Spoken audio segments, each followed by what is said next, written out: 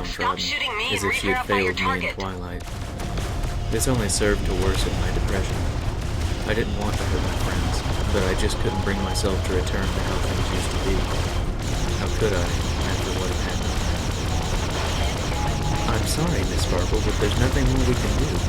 The best course of action would be to take him home and bag mask. You can't be serious. Look at him. He can barely walk on his own. I sat in one of the chairs in the waiting room, staring blankly at the opposite wall as Twilight argued with the nurse behind the counter. After 7 days of care, they were finally releasing me, despite Twilight's objections. She believed, strongly, that it was far too soon for me to leave. The doctors, however, insisted that they could do nothing more to help me heal.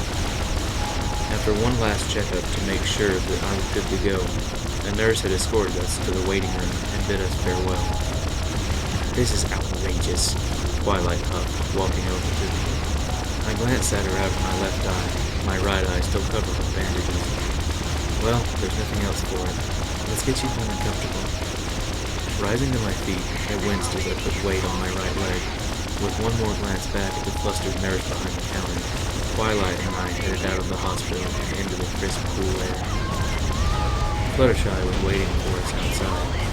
Upon seeing me, she smiled and trotted up to me, nuzzling my bandaged hands. I scratched her head softly, earning a small sigh of happiness from the shy Pegasus. Thanks again for helping me get Max home, Fluttershy, Twilight said, flashing the Pegasus a quick smile.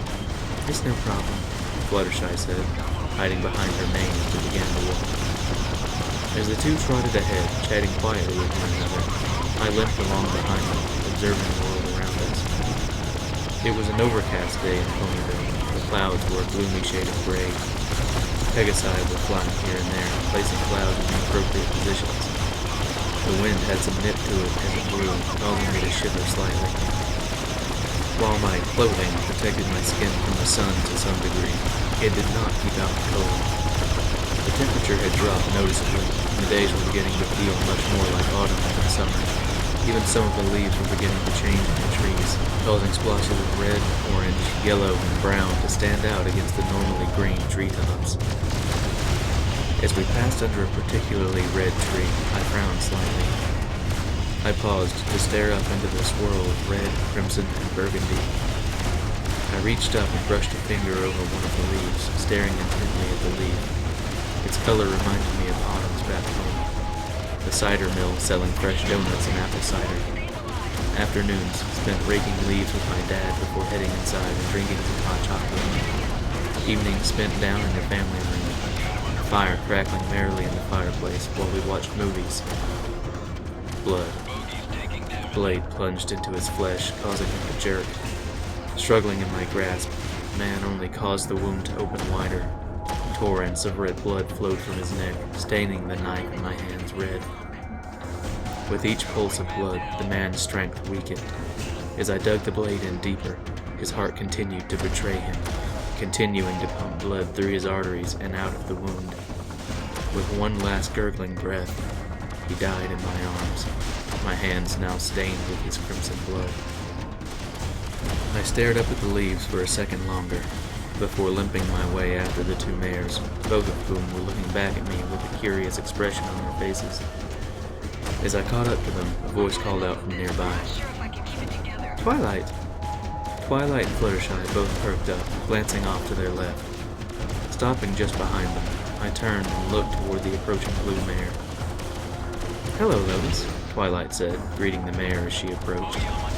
Lotus flashed Twilight a quick smile as she panted for breath. I'm glad that I bumped into you, she said, straightening her headband, which was holding back her pink mane. My sister and I heard rumors from our customers that your human was in one of those horrid human fighting rings. Turning to look at me, she grimaced as she looked over my bruised, battered, and bandaged body. I can see now that the rumors were, unfortunately, true. Unfortunately, yes, Twilight said, also looking back at me.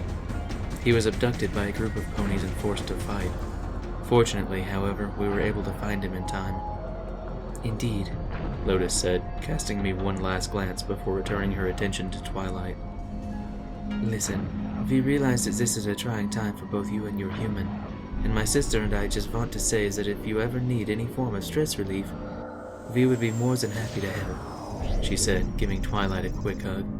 "Our spa is always open to you." "Thanks, Lotus. I really appreciate it," Twilight said, returning the hug.